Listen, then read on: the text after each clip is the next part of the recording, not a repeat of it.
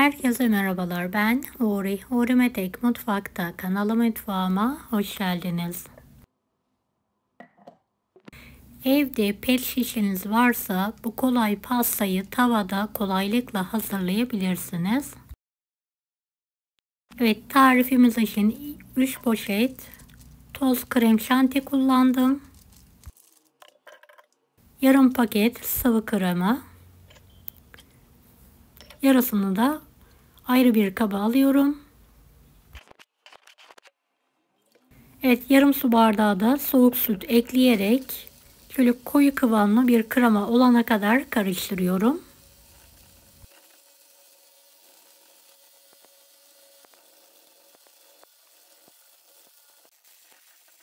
Evet, kremamı buzdolabıma kaldırıyorum.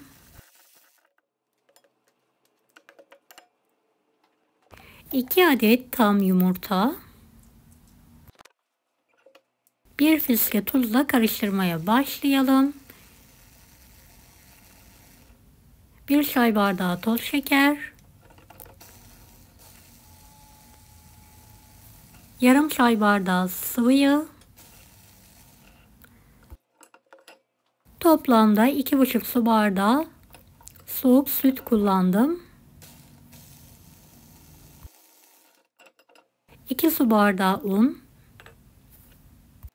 1 paket vanilya, 1 paket kabartma tozu, 5 yemek kaşığı kakao. Tüm malzemeyi homojen olana kadar karıştıralım.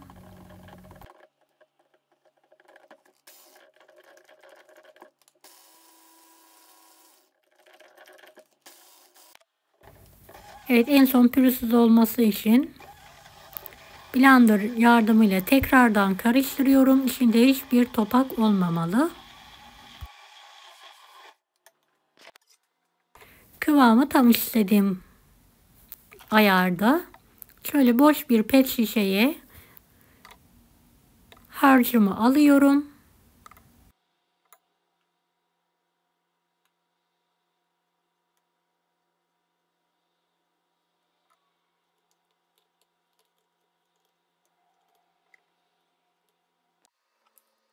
Kapağını da bir bıçak yardımıyla deliyorum. Kenara ayırdığımız 100 gram sıvı kremaya biraz bitter çikolata ekliyorum.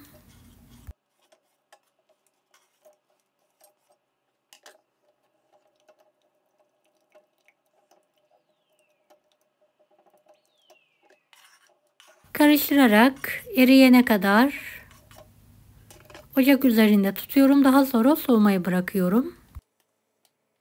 Evet, ısınmış tavamı çok az yağla yağladım. Pet şişe yardımıyla hamurumu videodaki gibi döküyorum. Şöyle yüksek ateşte pişiriyorum. Dikkatli bir şekilde spatula yardımıyla ters çevirelim. Her iki tarafı da pişirelim. Pişenleri boş bir tabağa alarak soğutmaya bırakıyorum. Kalanını da şöyle küçük bir ölçü kabım var. Onunla dökerek pişiriyorum.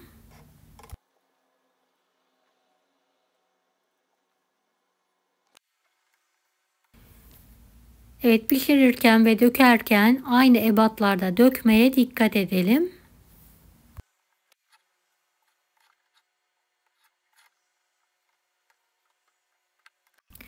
Beni hangi ülkeden veya şehirden izliyorsunuz merak ediyorum. Yoruma yazarsanız sevinirim.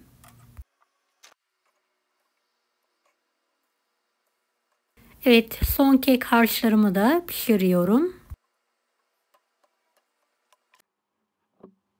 Evet, hepsini pişirdim. Gördüğünüz gibi ve soğuttum.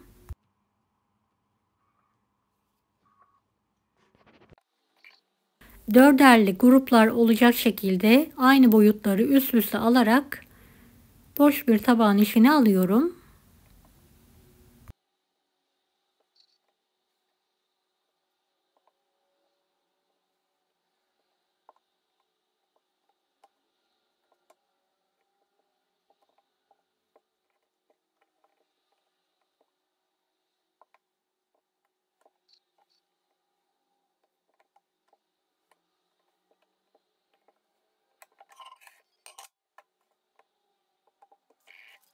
Hazırladım. Kremayı da sıkma poşetine aldım. Orta kısmını sıkarak 4 kat olana kadar aynı işlemi yapıyorum. Videodaki gibi hazırlamaya devam edelim.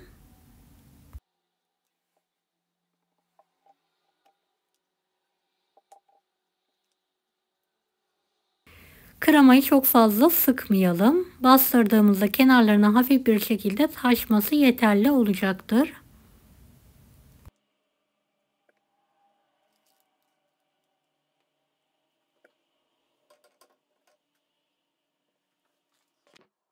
Evet, pişirdiklerim şu anlık hazır.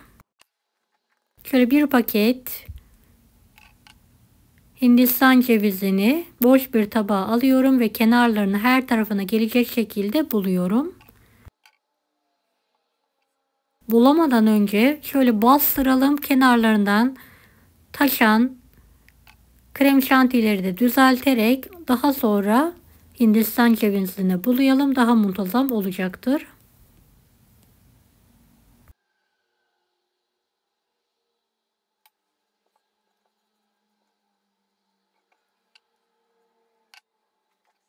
Evet, hepsini aynı şekilde hazırlamaya devam ediyorum.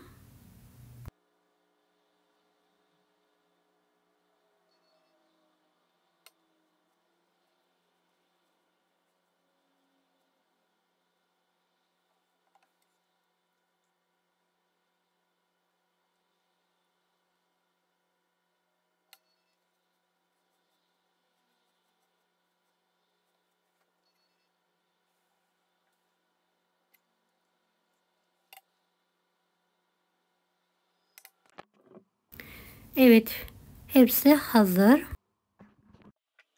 Üzeri için hazırladığım çikolata sostan şöyle fazla olmayacak şekilde 1 ya da 1,5 tatlı kaşığı olacak şekilde orta kısmına döküyorum ve kenarlardan taşırmayacak şekilde dağıtıyorum.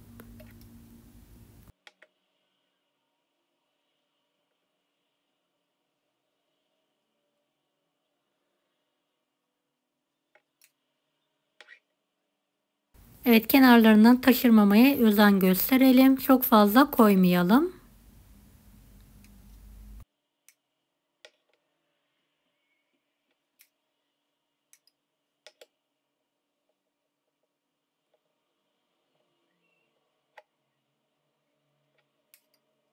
Evet, diğerlerini de aynı şekilde hazırlayalım.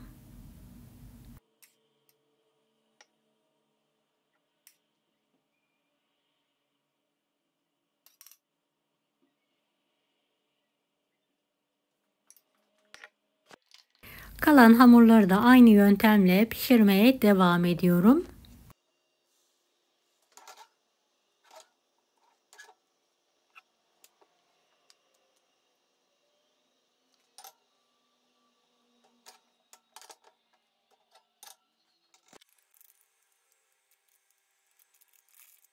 Evet, son kek harcımızı da sıktıktan sonra pişiriyorum ve soğutuyorum. Kalan krem şanti ile diğerleriyle aynı olacak şekilde hazırlıyorum.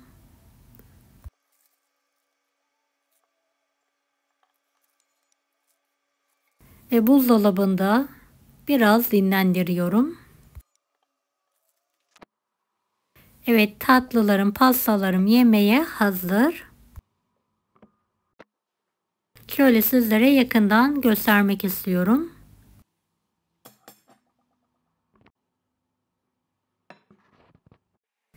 Şöyle bölerek dişini de göstereyim. Yumuşacık. Gerçekten çok lezzetli oldu. Mutlaka deneyin.